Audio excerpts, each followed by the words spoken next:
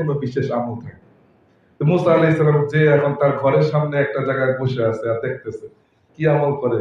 দেখে ওই লোক যাওয়ার পরে প্রথমে ঘরে গেছে, যাওয়ার পর ওই ব্যাগের থেকে একটা গোস্তের টুকরা ছিল, ওইটা বের করছে, ওইটা ধুইছে, কাটছে, নিজের হাতেই পাকাইছে, নিজের হাতেই আটা মুছছে, আটা দিয়ে রুটি বানাইছে।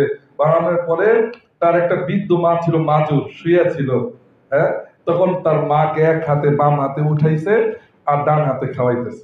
মুসা আলাইহিস সালাম তো দেখতেছে বৈশা বৈশা সব খাওয়াইতেছে খাওয়াইতেছে। যখন পেট ভরে গেছে তখন তার মা বলছে, বাজার আমি আর খাবো না। তখন মাকে পানি খাওয়া মুখ মুছে যখন শোয়াইতে নিছে, শোয়াইতেছিল মাকে, তখন মা দোয়া করতেছে আকাশের দিকে হাত তুইলা। তখন ওই লোক খাওয়ানোর পরে আসছে, বলতেছে, হে মুসাফির ভাই আসেন, আমরা এখন খাই। আবার আপনি খাওয়ার পরে, আপনাকে খাওয়ানোর পর আমার বেবি বাল বাচ্চাকে নিয়ে আমি খাবো। তখন বলতেছে ঠিক আছে ভাই, যে ওই মহিলাটাকে, ওইটা আমার মা। কয় দেখলাম তুমি খাওয়াইলা, তো হ্যাঁ আমার পাগল মা আমার জন্য অপেক্ষা করে, কারণ আমার মা আমার হাত ছাড়া অন্য কারোর হাতে খাইতে চায় না। এই জন্য আমি আইসা আমার নিজ হাতেই আমি গোস্ত রান্ধি কুটি, কারণ ছোটকালে তো আমার মা আমার নিজ হাতে খাওয়াইছে। এই জন্য আমি আমার বিবিকে দিয়ে আমি পাক শাক করাই না, আমি নিজ হাতে আমার মার জন্য মহব্বত করে রাঁধি। তো আমার মাকে যখন আমি প্রত্যেকদিন খাওয়াই, তা আমার মা যখন পেট ভরা যায় তখন আমি শোয়াইতে নেই, তখন খুশি হয় আমার মা, আমার প্রতি অনেক খুশি হয়। আর আকাশের দিকে হাত তুলে বলে, আল্লাহ রাজিতু বুনাইয়া, ই আল্লাহ আমি আমার ছেলের উপরে পরিপূর্ণ খুশি আর সন্তুষ্ট। ই আল্লাহ আপনি আমার ছেলেকে, হ্যাঁ, আপনি আমার ছেলেকে ইউহাশিরু মা মুসা কালিমুল্লাহ, আমার ছেলেকে মুসা কালিমুল্লাহর সাথে জান্নাতে রেখে। আমার পাগল মার কথা বললেন না, আমার পাগল মা এই বলে, বলতেছে কাকে? মুসা আলাইহিস সালামকেই তো। মুসা আলাইহিস সালাম তো শুনতেছে। তো মুসা আলাইহিস সালাম বলতেছে, শোনো, আনা মুসা কালিমুল্লাহ, শোনো আমি মুসা কালিমুল্লাহ, আলী রব্বি সুবহান, আমার আল্লাহ আমাকে সকালবেলা বলছে, ওয়ান্তা জামিলি ফিল জান্নাহ, তুমি জান্নাতে আমার সাথী হইবা, বন্ধু হইবা। আর আমি আনা আনআযহাবু ফি ক্বরিয়াতিকা, আর আমি তোমার গ্রামে আসছি এই জন্যই, রাআইতু ফি আমালিক, তোমার আমল দেখার জন্য, মা ওয়াজাদতু আমালাকা ইল্লা আমালান ওয়াহিদান, তোমার কোন আমল আমি পাইনি শুধু এই আমলটা ছাড়া। রাজিতু রাজিয়াতকা উম্মুকা, তোমার মা তোমার উপরে সন্তুষ্ট হয়ে গেছে, আর আল্লাহর কাছে দোয়া কইরা ফেলছে, ওই আল্লাহ দোয়া কবুল করে। এটাই হলো মার দোয়া, বাবার দোয়া। ছেলে সন্তানের জন্য কোনো পর্দা থাকে না, ডাইরেক্ট কবুল। বনি ইসরাইলের আরেকটা ঘটনা, যে এক লোক অনেক বিপদে পড়ছে। তো বিপদে পড়ার পরে, বিপদে পড়লে তো মানুষ মানুষের কাছে পরামর্শ চায়। আরেকটা লোকের কাছে গেছে যে ভাই আমি তো অনেক বিপদগ্রস্ত, আমার এই টাকা পয়সা সমস্যা, এই সমস্যা, এই সমস্যা। তো ওই লোক পরামর্শ দিচ্ছে, দেখো ভাই, ওই দুই জঙ্গলের মধ্যে একটা মুস্তাজাবুদ দোয়া একটা লোক থাকে, সে দোয়া করলে সাথে সাথে দোয়া কবুল। আমিও একবার বিপদে পড়ছি, তার কাছে আমি গেছি, সে দোয়া করছে, আল্লাহ তাআলা আমার বিপদ আপদ থেকে উদ্ধার করছে। সে মুস্তাজাবুদ দোয়া, মুস্তাজাবুদ দোয়া মানে সে দোয়া করতে দেরি, কবুল হইতে দেরি না, এদেরকে বলা হয় মুস্তাজাবুদ দোয়া। তো এখন ওই লোকটা বিপদগ্রস্ত, কারণ বিপদগ্রস্ত লোক সবার পরামর্শই শুনে যে বিপদে পড়ে। এখন যখন বলছে যে ভাই তুমি যাও, ওই যে ওই জঙ্গলের মধ্যে একটা লোক আছে মুস্তাজাবুদ দোয়া, তার থেকে দোয়া করায় না, আল্লাহ তাআলা তোমার বিপদ আপদ উঠায় দিবে। এখন ওই বিপদগ্রস্ত লোক গেছে, যাওয়ার পরে যখন ওই জঙ্গলে গেছে, জঙ্গলে যখন তার ঘরের সামনে গেছে, দেখে ঘরের মধ্যে শুয়োর বাঁধা। হাদিসে পাকের মধ্যে আসছে যে ঘরের মধ্যে শুয়োর এবং কুকুর থাকে, ওই ঘরে তো রহমতের ফেরেশতাই ঢুকে না। তাই লোকের মধ্যে খটকা ঢুকে গেছে, সন্দেহ ঢুকে গেছে, আরে আমারে কার বাসায় পাঠাইলো? সে নাকি মুস্তাজাবুদ দোয়া। মুস্তাজাবুদ দোয়া তো আল্লাহ তাআলার ইবাদত বন্দেগী, আর নেককার বান্দা ছাড়া হওয়া সম্ভব না। আর তার ঘরের মধ্যে শুয়ার, রহমতে ফেরেশতাই আসে না, তার মনের মধ্যে এগুলো আসতেছে। আবার সে মুস্তাজাবুদ দোয়া কিভাবে হইল? এর মধ্যে ওই ঘরের লোকটা যে মুস্তাজাবুদ দোয়া, সে বের হয়ে আসছে, আয়েশা তাকে দেখছে, দেখার পর বলতেছে, ভাই আপনি এখানে দাঁড়ায় আছেন, কি ব্যাপার? আপনি কোনো বিপদ আপদে পড়ছেন? কারণ তার কাছে সবাই দোয়ার জন্য আসে, সে বুঝে। হ্যাঁ, ঠিক আছে বুঝতে পারছি, আপনি আমার দোয়ার জন্য আসছেন, আপনি একটু ঘরে বসেন, আমি আসতেছি। তো ওই লোকটা ঘরে বসছে, এদিকটা ওই শুয়োর এসে খাওয়াইতেছে। দুইটা শুয়োর ছিল, শুয়োর এসে খাওয়াইছে, খাওয়ানোর পরে শুয়োরের আদর করে ঘুম পাতাইছে। দুইটা শুয়োর যখন ঘুমাইছে তখন সে আসছে, বলতেছে ভাই ঠিক আছে আপনি কি সমস্যা বলেন, আমি আল্লাহর কাছে দোয়া করি। তখন বলতেছে যে ভাই আমার জন্য দোয়া পরে করেন, আপনি আগে বলেন আপনার ঘরে শুয়োর কেন? কারণ আপনি মুস্তাজাবুদ দোয়া, এটা তো মনে হয় না আমার বিশ্বাস আপনি মুস্তাজাবুদ দোয়া। কারণ আপনার ঘরে তো শুয়ার, যে ঘরে শুয়ার থাকে ওই ঘরে তো রহমতের ফেরেশতাই ঢুকে না। তখন বলতেছে সে, এই কথা যখন বলছে ওই মুস্তাজাবুদ দোয়া লোকের চোখ দিয়ে পানি বের হয়ে গেছে, আর বলতেছে ভাই আপনি তো দেখতেছেন শুয়ার ঠিক আছে, কিন্তু এই দুইজনের মধ্যে একজন হচ্ছে আমার বাবা, একজন হচ্ছে আমার মা। তারা এরকম গুনাহ করে ফেলছিল, আল্লাহ তাআলা এরকম নাফরমানি কথা বইলা ফেলছিল, আল্লাহ তাআলা সাথে সাথে তাদেরকে আযাব দিছে, তাদেরকে শুয়োর বানায়া দিছে। কারণ বনী ইসরাইলের আযাব আল্লাহ তাআলা সাথে সাথে দিত। কেউ জিনা করলে তার দরজার মধ্যে লেখা থাকতো সে জিনা করছে, কেউ চুরি করলে তার দরজার মধ্যে লেখা থাকতো সে চুরি করছে। তো যখন সাথে সাথে আযাব হয়ে গেছে, বলতেছে দেখেন আমার বাপ মা তো শুয়োর হয়ে গেল, তো আমার বাপ মা আমার বাপ মা যখন শুয়োর হয়ে গেছে, তখন আমি তাদেরকে খেদমত করা শুরু করছি। কারণ আমার বাপ মা তো ছোটকালে আমার আদর করে পালছে, আমার আমার জন্য রাত্রেবেলা এসে আমার পাশে বসে আছে, আমার গলা ধরে ঘুমাইছে। এই জন্য আমার বাপ মা তো আমাকে ছোট করে অনেক আদর করে আমার পালছে। এই জন্য আমার বাপ মা শুয়োর হইলেও তো আমার বাপ মা, আমি তো আমার বাপ মারে ফালাইতে পারি না। আমি আমার বাপ মারে শুয়োর থাকা অবস্থায় খেদমত করা শুরু করছি। আমার খেদমতে আমার বাপ মা শুয়োর থাকা অবস্থা আমার উপরে খুশি হয়ে গেছে। আর আমার বাপ মা শুয়োর থাকা অবস্থা আমার জন্য দোয়া করছে। আমার বাপ মার দোয়া কবুল হওয়ার কারণে আমি মুস্তাজাব হয়ে গেছি। আমার বাপ মা শুয়োর হইতে পারে, কিন্তু আমার জন্য তো দোয়া কবুল। ভাই দোস্ত বুজুর্গ, ওই শুয়োর বাপ মা শুয়োর হয়ে যাওয়া সত্ত্বেও ছেলে সন্তানের জন্য দোয়া করছে, সে দোয়া কবুল হয়ে মুস্তাজাব হয়ে গেছে। এই জন্য ভাই দোস্ত বুজুর্গ, যেটা বলতেছিলাম, নুমান ইবনে মুকাররিম মুজানি রাদিয়াল্লাহু তাআলা আনহু এত বড় সাহাবী, যার তেলাওয়াত জান্নাতের কোনায় কোনায় শোনা গেছে। যে দুনিয়াতে কোরআন শরীফ পড়লে জান্নাতে যার তেলাওয়াত শোনা যাইতো, হ্যাঁ, ওই সাহাবীর কবর হলো নিহামান্দে। ওই সাহাবীর কবর দেখার পর ওমর রাদিয়াল্লাহু তাআলা আনহু বলতেছে, আমার নিহামান্দ দেশ দরকার নাই, আমার নুমানকে আমার দরকার, নুমানকে আমার দরকার, আমার দেশ দরকার নাই। আমি এই দেশ দিয়ে কি করবো, আমার নুমানকে তো আমি হারিয়ে ফেলছি। আমিরুল মুমিন ওমর রাদিয়াল্লাহু তাআলা আনহুর কাছে তাহলে ওই সাহাবীর কিরকম কদর ছিল দেখেন। সাহাবীর জন্য হাওমাও কইরা ওমর রাদিয়াল্লাহু তাআলা আনহু কাঁদতেছে। ভাই দোস্ত বুজুর্গ, আপনার আমার কাছে দিন এমনি এমনি আসে। আবু রফে গিফারি, আব্দুর রহমান ইবনে সামুরা, খুরাসানে এই দুই সাহাবীর কবর। সারাবিল ইবনে হাসানা সাজেস্তানে তার কবর রাদিয়াল্লাহু তাআলা আনহু। আবু আইয়ুব আনসারী রাদিয়াল্লাহু তাআলা আনহু ইস্তাম্বুলে এই সাহাবীর কবর। এই যে একজন সাহাবী যে দিনের রাস্তায়, বলতেছে জীবিত থাকতে থাকতে দিনের রাস্তায় চলছে, মারা যাওয়ার পরে দিনের রাস্তায় চলছে, এই একজন সাহাবী। তিনি 120 বছর বয়স আল্লাহর রাস্তা বের হয়ে গেছে। যখন তার ছেলেরা ইস্তাম্বুলের যুদ্ধের জন্য যাইতেছিল, তখন আবু আইয়ুব আনসারী রাদিয়াল্লাহু তাআলা আনহু বলতেছে যে এই আয়াত আমাকে থাকতে দিতেছে না, তোমরাও তোমাদের সাথে আমাকে নিয়ে যাও। ছেলেরা বলতেছে আরে বাবা আপনি তো অসুস্থ মাজুর, আপনি থাকেন। আল্লাহ তাআলা তো এটা বলতেছে কুল ইনকান, হ্যাঁ, বলতেছে আল্লাহ তাআলা তো এটা বলতেছে তুমি সুস্থ হও অসুস্থ হও, তুমি জোয়ান হও বুড়া হও, তুমি যে অবস্থায় থাকো ওই অবস্থায় আল্লাহ রাস্তা বের হয়ে যাও। আল্লাহ তাআলা তো এইটা বলতেছেন, আল্লাহ তাআলা বলতেছেন যে যে অবস্থায় আছো ওই অবস্থায় তুমি আল্লাহ রাস্তা বের হয়ে যাও।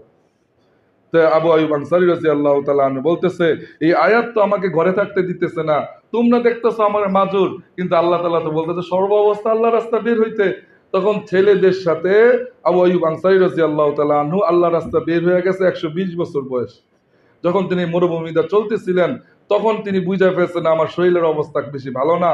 তখন ছেলেদেরকে বলতেছিলেন বাবা শুনো শুনো, আমি মনে মারা যাব, আমি মনে ওই আল্লাহর রাস্তায় ওই মন্দির পর্যন্ত পৌঁছাইতে পারবো না ইস্তাম্বুলে, তোমরা এক কাজ করো, আমি যদি রাস্তার মধ্যে মারা যাই ওখানে আমার কবর দিও না, আমার লাশকে তোমরা ওই সোয়ারের উপরে উঠাইয়া আমার ওই মঞ্জিলে নিয়ে যাও, যেইখানে যুদ্ধ হবে ওইখানে নিয়ে আমার লাশকে কবর দিও। তিনি রাস্তার মাঝখানেই মারা গেছে। মারা যাওয়ার পরে তার ওসিয়ত অনুযায়ী ওই মরা লাশকে সোয়ারের উপরে উঠে নিয়ে গেছে। ইস্তাম্বুলে যাওয়ার পরে ওইখানে যাওয়ার পরে তিনার লাশকে কবর দিয়েছে। ফজল ইবনে আব্বাস রাদিয়াল্লাহু তাআলা আনহু শামে তিনার খবর, খালিদ ইবনে ওয়ালিদ রাদিয়াল্লাহু তাআলা আনহু বলতেছে হিমস তার কবর, হিশাম ইবনে আস রাদিয়াল্লাহু তাআলা আনহু তিনি বদরের সাহাবী ছিল। বদরি সাহাবীদের ব্যাপারে তো আল্লাহ তাআলা স্পেশাল ভাবে ঘোষণা দিছে। যখন বদর যুদ্ধ শেষ হয়েছে আল্লাহ তাআলা বলছেন লাআল্লাল্লাহু ইবতালা আলা আহলি বদরিন, আমি বদরি সাহাবীদের যা পরীক্ষা করার পরীক্ষা নিয়ে নিছি। ইফআল মা শিতা, তারা যা ইচ্ছা দুনিয়াতে তা করুক, তাদের জন্য আমি জান্নাত লিখে দিছি। বদরি সাহাবীদের ব্যাপারে এই ঘোষণা দিয়ে দিছে আল্লাহ তাআলা। ওই বদরি সাহাবী হিশাম ইবনে আস রাদিয়াল্লাহু তাআলা আনহু, তিনি আজলাদিয়ার ময়দানে যখন শহীদ হইছে, রুমের দরজার সামনে তার লাশকে রুমিয়রা ফালায়া রাখছে। যখন এই তার মৃত্যুর কথা যখন তার ভাই শুনছে, আমর ইবনে আস, উকবা ইবনে আস, তার ভাইয়ের নাম ছিল আমর ইবনে আস। আমর ইবনে আস সেও শহীদ হয়েছে, এবং তার ছোট ভাই উকবা ইবনে আস, তারা দুই ভাই শহীদ হয়েছে আবার মিশরে, এবং মিশরে 5,000 সাহাবীর কবর। ওমর ইবনে আস রাদিয়াল্লাহু তাআলা আনহু, হিশাম ইবনে আস রাদিয়াল্লাহু তাআলা আনহু যখন শহীদ হয়েছে, তার লাশকে যখন ওই রুমের গেটের সামনে তারা এরকম শোয়া রাখছে যারা না ঢুকতে পারে মুসলমানরা, যখন তার ছোট ভাই শুনছে আমার বড় ভাই মানে মারা গেছে, শহীদ হয়ে গেছে আমর ইবনে আস, তখন তাড়াতাড়ি তাদের মুসলমানদের লস্কর নিয়ে তাড়াতাড়ি আসছে। আসার পরে থেকে তার ভাইয়ের লাশ রোমের দরজার সামনে, রোমিও যেখানটা ঢুকবে রোম দেশ, ওই দরজার সামনে, বড় দরজার সামনে এরকম রাখা।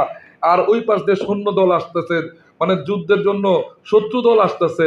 এখন যদি ভাইয়ের লাশের যদি দাফন কাফন করা হয়, তাহলে ওই শত্রু দল তাদের উপর আক্রমণ করে ফেলবে। তখন আমর ইবনে আস রাদিয়াল্লাহু তাআলা আনহু তখন অনুমতি দিচ্ছে, দেখো আমার ভাই তো মারা গেছে, সে তো আল্লাহর কাছে চলে গেছে, আল্লাহর কাছে চলে গেছে, আমার ভাই এখন মারা গেছে, এখন যদি আমার ভাইয়ের লাশ যদি দাফন কাফন করি, তাহলে ওই সৈন্য দল রাইসা পড়বে। এক কাজ করো, সময় আমাদের হাতে কম, আমার ভাইয়ের মরা লাশের উপর দিয়া আমার ভাইয়ের লাশের উপরে ঘোড়া চালায়া দাও। ওদের ঘোড়া চালায়া দিছে। যখন ঘোড়া চালায়া দিছে, আর যখন যুদ্ধের থেকে যখন জয় হয়েছে, আমর ইবনে আস রাদিয়াল্লাহু তাআলা আনহু ওই তার বড় ভাইয়ের লাশের টুকরাগুলা কাফনের কাপড়ে উঠাইতেছিল, আর অজরে কাঁদতেছিল, আর বলতেছিল, ভাই যদি আল্লাহর রাস্তার সামনে না থাকতো, তোমার মরা লাশের উপর দিয়ে আমি ঘোড়া চালায়া দিতাম না। আমার নবীর রক্তমাখা দিন যদি আমার সামনে না থাকতো, তোমার ওই লাশের উপর দিয়ে আমি ঘোড়া চালায়া দিতাম না। তখন ভাইয়ের লাশের টুকরাগুলো উঠাইতেছিল আর কাঁদতেছিল কাফনের মধ্যে। বেলাল রাদিয়াল্লাহু তাআলা আনহু, আবু দারদা রাদিয়াল্লাহু তাআলা আনহু, এই দুইজন সাহাবীর কবর দামেস্কে। আবু উবাইদা ইবনে জাররাহ রাদিয়াল্লাহু তাআলা আনহু, তার কবর উর্দুনে, এবং 25,000 সাহাবী এবং তাবির কবর উর্দুনে। 25,000 সাহাবী এবং তাবির কবর উর্দুনে। এমনি এমনি আপনার আমার কাছে দিন আসে নাই, এক বিরাট কুরবানির মাধ্যমে আপনার আমার কাছে দিন আসছে। আজকে দিন লুটুপুটু খাইতেছে আমাদের কাছে, আর বলতেছে তোমরা একটু আমাদেরকে নাও, আমাদেরকে আপন করে নাও। সাহাবে একরাম রাদিয়াল্লাহু তাআলা আনহুম দিনকে আগে রাখছে, দুনিয়াকে পিছে রাখছে। এই জন্য আল্লাহ তাআলা দুনিয়াকে তাদের পায়ের কদমে নিয়ে আসা দিছে, পৌঁছে দিছে। বেলাল রাদিয়াল্লাহু তাআলা আনহু, আবু দারদা রাদিয়াল্লাহু তাআলা আনহুমা, দুইজন সাহাবীর কবর হচ্ছে দামেস্কে। আবু উবাইদা ইবনে জাররাহ রাদিয়াল্লাহু তাআলা আনহু, এই সাহাবীর কবর হলো উর্দুনে, এবং 25,000 সাহাবী এবং তাবির কবর উর্দুনে। সারাবিল ইবনে হাসানা খুরাসানে তিনার কবর। মুআজ ইবনে জাবাল, এই মুআজ ইবনে জাবাল একজন সাহাবী, যাকে বলা হয় আল্লাহ রাসূল সাল্লাল্লাহু আলাইহি সাল্লাম অর্ধেক ইলম মুআজ ইবনে জাবাল রাদিয়াল্লাহু তাআলা আনহু সিনায় আল্লাহ তাআলা দিয়েছে। আল্লাহ রাসূল সাল্লাল্লাহু আলাইহি সাল্লাম একদিন মুআজ ইবনে জাবাল রাদিয়াল্লাহু তাআলা আনহুকে বলতেছেন, একটা প্রশ্ন করছেন, যখন তিনি পারছেন, আল্লাহ রাসূল সাল্লাল্লাহু আলাইহি সাল্লাম খুশি হয়ে মুআজ ইবনে জাবাল রাদিয়াল্লাহু তাআলা আনহু বুকের মধ্যে একটা থাপ্পড় মারসার, বলছে, হ্যাঁ হে মুআজ, হে মুআজ, আনা উহিব্বুকা, হে মুআজ আমি তোমারে ভালোবাসি। এই 16 লক্ষ সাহাবীর মধ্যে মুআজ বিন জাবাল রাদিয়াল্লাহু তাআলা আনহু একজন সাহাবী ছিলেন, যাকে আল্লাহ রাসূল সাল্লাল্লাহু আলাইহি সাল্লাম নিজে বলছেন, মুআজ আমি তোমাকে ভালোবাসি। তাকে তাহলে হুজুর পাক সাল্লাল্লাহু আলাইহি সাল্লাম ওই সাহাবীদেরকে কিরকম ভালোবাসতেন। মুআজ রাদিয়াল্লাহু তাআলা আনহু যখন যুদ্ধের ময়দানে যাইতেছিলেন দিনের তাগাদা পুরা করার জন্য, হুজুর পাক সাল্লাল্লাহু আলাইহি সাল্লাম তাকে এরকম বিদায় দিতেছিলেন। বলতেছে মুআজ বিন জাবাল রাদিয়াল্লাহু তাআলা আনহু ঘোড়ার উপরে ছিলেন, হুজুর পাক সাল্লাল্লাহু আলাইহি সাল্লাম দাঁড়ায় দাঁড়ায় হাঁটতেছিলেন। মুআজ বিন জাবাল রাদিয়াল্লাহু তাআলা আনহু বারবার বলতেছিলেন, ইয়া রাসূলুল্লাহ, আপনি ঘোড়ার উপরে উঠেন, আমি নামি। আল্লাহ রাসূল সাল্লাল্লাহু আলাইহি সাল্লাম বলতেছিলেন, মুআজ তুমি আল্লাহর রাস্তায় যাইতেছো, তুমি আল্লাহ তাআলার মেহমান, তুমি আল্লাহর কাছে অনেক প্রিয়, তুমি ঘোড়ার উপরেই থাকো, আমি তোমার পায়দল হেদায়েত দিতেছি। বলতেছে ওই মুআজ বিন জাবাল রাদিয়াল্লাহু তাআলা আনহুকে আল্লাহ রাসূল বলতেছে 7.5 কিলোমিটার, 7 কিলোমিটার আল্লাহ রাসূল পায়দল তাকে হেদায়েত দিছে। মূলত হেদায়েত তো না, মুআজ রাদিয়াল্লাহু তাআলা আনহুকে আল্লাহ রাসূল ছাড়তে চাইতেছিল না মহব্বতে। 7 কিলোমিটার আল্লাহ রসুল সাল্লাল্লাহু আলাইহি সাল্লাম মুআজ রাদিয়াল্লাহু তাআলা আনহুর সাথে হাইটে হাইটে গেছে। যখন মদিনার শেষ প্রান্তে পৌঁছাইছে তখন আল্লাহ রসুল সাল্লাল্লাহু আলাইহি সাল্লাম মুআজ রাদিয়াল্লাহু তাআলা আনহুকে একটা কথা বলছে, ইয়া মুআজ আসা আল্লাহ তালকানি বাদা আমি হাদা, হে মুআজ তুমি মনে সামনের বার যুদ্ধের থেকে আইসা আমাকে আর দেখতে পারবা না, তুমি আমার কবর মনে দেখবা, তুমি আমার সাথে সিনা মিলাইতে পারবা না, তুমি মনে আমার কবর দেখবা। যখন এই কথা বলছে মুআজ বিন জাবাল রাদিয়াল্লাহু তাআলা আনহু ফুটফুটে কান্না শুরু করছে, চিৎকার দিয়া কান্না শুরু করে দিছে। হুজুর পাক সাল্লাল্লাহু আলাইহি সাল্লামও তার কান্না দেখে কান্না শুরু করে দিছে। কিন্তু আল্লাহ রাসূল সাল্লাল্লাহু আলাইহি সাল্লাম মুখকে ঘুরায় ফেলছে যে এই জন্য যে মুআজ রাদিয়াল্লাহু তাআলা আনহুর জন্য মন খারাপ না হয়। তখন আল্লাহ রাসূল সাল্লাল্লাহু আলাইহি সাল্লাম মুআজ রাদিয়াল্লাহু তাআলা আনহুকে এই কথা বলতেছিলেন, মুআজ ইন্না আউওয়ালাল মুত্তাকিনা মান কানু হাইসু কানু, মুআজ শুনো, মুত্তাকিরা সর্বপ্রথম আমার সাথে জান্নাতে যাওয়ার পরে দেখা করবে, মুত্তাকিরা আমার সাথে থাকবে, সে যেখানেরই হোক, যেই দেশেরই হোক, মুত্তাকি বান্দারা আমি আল্লাহ রাসূল সাল্লাল্লাহু আলাইহি সাল্লামের সাথে থাকবে। তখন মুআজ রাদিয়াল্লাহু তাআলা আনহু যাইতেছিলেন ওই সমুদ্রের দিক দিয়ে, সমুদ্রের ওই আরবের সমুদ্রের পার দিয়ে যখন যাইতেছিলেন, সে চিৎকার দিয়ে কবিতা পড়তেছিলেন, ইয়া লাইতাল বাহ, হে সমুদ্র, এ সমুদ্র, লাইসা আমামি সাবিলুল্লাহ, যদি আমার সামনে আল্লাহর রাস্তার এই জিহাদ না থাকতো, দিন যদি আমার সামনে না থাকতো, লা আতরুকু মুহাম্মদ, আমি মুহাম্মাদুর রাসূলুল্লাহ সাল্লাল্লাহু আলাইহি সাল্লামকে কোশ্চিন কালো সারতাম। একদিনের জন্য জুদা হইতেছেন সাহাবীরা আল্লাহ রাসূল সাল্লাল্লাহু আলাইহি সাল্লামের কাছ থেকে, কানতে কানতে জুদা হইতেছেন। ওই মুআজ বিন জাবাল রাদিয়াল্লাহু তাআলা আনহুর কবর হইল নহরে উর্দিনের কিনারে আজলাদিয়ার ময়দানে তার কবর। বলতেছে যে বাংলাদেশের মধ্যে বলতেছে হুজুর পাক সাল্লাল্লাহু আলাইহি সাল্লাম চাচাতো ভাই জাফর বিন আবু তালেব তিনার কবর মোতায়, যায়েদ বিন হারেসা যাকে আল্লাহ রাসূল সাল্লাল্লাহু আলাইহি সাল্লামের পালক পুত্র বলা হইতো তার কবরও মোতায়, আব্দুল্লাহ বিন রওহা রাদিয়াল্লাহু তাআলা আনহু তার কবরও মোতায়। বাংলাদেশের মধ্যে 4 জন সাহাবী আসছে। কাসেম ইবনে হুযাইফা যে ছিল এই 4 জন জামাতের আমির, কাসেম ইবনে হুযাইফা, ওয়াহাব ইবনে মালিক, এই 2 জন সাহাবী বাংলাদেশে আসার পরে তারা আবার চীনে চলে গেছে দাওয়াত দিতে দিতে। চীনে তাদের কবর আছে ক্যান্টন শহরের মধ্যে, ক্যান্টন শহরের মধ্যে। আর 2 জন সাহাবী, 4 জনের মধ্যে 2 জন সাহাবী কাসেম ইবনে হুযাইফা, উরওয়া ইবনে সাসা, এই 2 জন সাহাবীর কবর বাংলাদেশের মধ্যে আছে, কিন্তু কোথায় আছে ইতিহাসবিদরা জানে না। সারা পৃথিবীর মধ্যে সাহাবীরা কবরকে রচনা করছে কি জন্য? বলতেছে এই দিনের জন্য। বিলাল রাদিয়াল্লাহু তাআলা আনহু যখন আল্লাহ রাসূল সাল্লাল্লাহু আলাইহি সাল্লাম মারা গেছে, বলতেছে সাহাবীদের অবস্থাই অন্যরকম হয়ে গেছে। ওমর রাদিয়াল্লাহু তাআলা আনহু তো পাগলই হয়ে গেছে, আর তরল খুইলা বলতেছে, মান ক্বালা মাতা মুহাম্মদ, যে বলবে হুজুর পাক সাল্লাল্লাহু আলাইহি সাল্লাম মারা গেছে, আনা উকতুল উনকাহু, আমি তার গর্দান উড়াইয়া দিব। ওমর রাদিয়াল্লাহু তাআলা তরল নিয়ে হাঁটতেছে আর বলতেছে যে আল্লাহর রাসূল মেরাজে গেছে আল্লাহ তাআলার সাথে সাক্ষাৎ করতে, কিছুক্ষণ পরে আমার এসে বলবে যে ওমর রাদিয়াল্লাহু তাআলা আনহু শরীয়তের ব্যাপারে সবচেয়ে মজবুত ছিল। হ্যাঁ হ্যাঁ, আল্লাহ রাসূলও তো বলছেন যে আরহামু উম্মতি বি উম্মতি আবু বকর ওয়া আশাদুহুম ফি আমরিল্লাহি ওমর। ওমর রাদিয়াল্লাহু তাআলা আনহু অনেক কঠিন ছিলেন দিলের দিক দিয়ে, শরীয়তের দিক দিয়ে। ওই ওমর রাদিয়াল্লাহু তাআলা আনহু পুরা পাগল হয়ে গেছে, তার মাথা পুরা কিরকম হয়ে গেছে। আল্লাহ রাসূল সাল্লাল্লাহু আলাইহি সাল্লাম ইশকের মহব্বতে বলা শুরু করছে যে যে বলবো মুহাম্মদুর রাসূলুল্লাহ সাল্লাল্লাহু আলাইহি ওয়াসাল্লাম মারা গেছে, তার গর্দানে উড়ে যাবে। আবু বকর রাদিয়াল্লাহু তাআলা আনহু তার আরেক বিবির ঘরে ছিলেন, ওই বিবি ছিল জাফর রাদিয়াল্লাহু তাআলা আনহু মারা গেছে যে আসমা বিনত উনাইস। জাফর রাদিয়াল্লাহু তাআলা আনহু বিবি যখন জাফর রাদিয়াল্লাহু তাআলা আনহু যখন মুতার যুদ্ধে শহীদ হয়েছে, তার বিবিকে আবু বকর রাদিয়াল্লাহু তাআলা আনহু বিবাহ করছেন, আসমা বিনত উনাইস। তিনার ঘরে যখন ছিলেন তখন এই পরিস্থিতি দেখে এক সাহাবী বলতেছে, তোমরা তার দোস্তকে যা খবর দাও, মানে আবু বকর রাদিয়াল্লাহু তাআলা আনহুকে খবর দাও এই অবস্থা। তখন ওমর রাদিয়াল্লাহু তাআলা আনহুর খবর ওই সাহাবী যা বলছে যে ওমর রাদিয়াল্লাহু তাআলা আনহু এই বলতেছে যে আল্লাহ রাসূল মারা গেছে। আবু বকর রাদিয়াল্লাহু তাআলা আনহু যখন শুনছে দৌড়ে আসছে, আসার পরে যখন আল্লাহ রসুল সাল্লাহ আলি ইসলামের ওই চেহারা মুবারক চাদর সরাইছে, সরানোর পরে আল্লাহ রসুলকে আবু বকর রাদিয়াল্লাহু তাআলা আনহু দুই হাতে আল্লাহ রসুল সাল্লাহ আলি ইসলামের দুই বাজু ধরছে, ধরার পরে কপালে চুমা খাইতেছে, আল্লাহ রসুল সাল্লাহ আলি ইসলামের গালে চুমা খাইতেছে, আর দুই গালে চুমা খাইতেছে আর বলতেছে ইয়া নাবিয়া, হে আমার নবী। আর তার চোখের থেকে তখন গরম গরম মানে অশ্রু ঝরতেছে।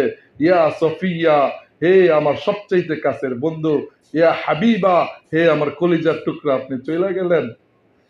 আবু বকর রাদিয়াল্লাহু তাআলা আনহু এই বলার পরে তার চোখের পানি আল্লাহ রাসূল সাল্লাল্লাহু আলাইহি ওয়াসাল্লাম গালের মধ্যে পড়ছে।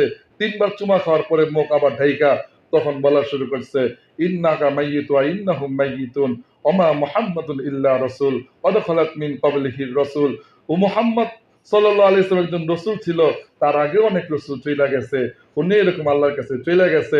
তখন ওমর রাদিয়াল্লাহু তাআলা আনহু যখন আবু বকর রাদিয়াল্লাহু তাআলা আনহুর মুখে এই কথা শুনছে, তখন তিনি একটু বুঝছে যে আসলেও তো তাহলে আল্লাহ রসুল চলে গেল। তখন ওমর রাদিয়াল্লাহু তাআলা আনহুকে বলতেছিল তুমি বসো। ওমর রাদিয়াল্লাহু তাআলা আনহু বলতেছে আমি পাথর হয়ে গেছি, আমি বসতে পারতেছি না, বসতে চাইতেছিলাম, তাপস করে তিনি পড়ছে আর বলতেছে আমার নবী কি তাহলে আসলে চলে গেল। সাহাবীরা কাঁদতেছিল। এইখান দিয়ে আল্লাহ রসুল সাল্লাল্লাহু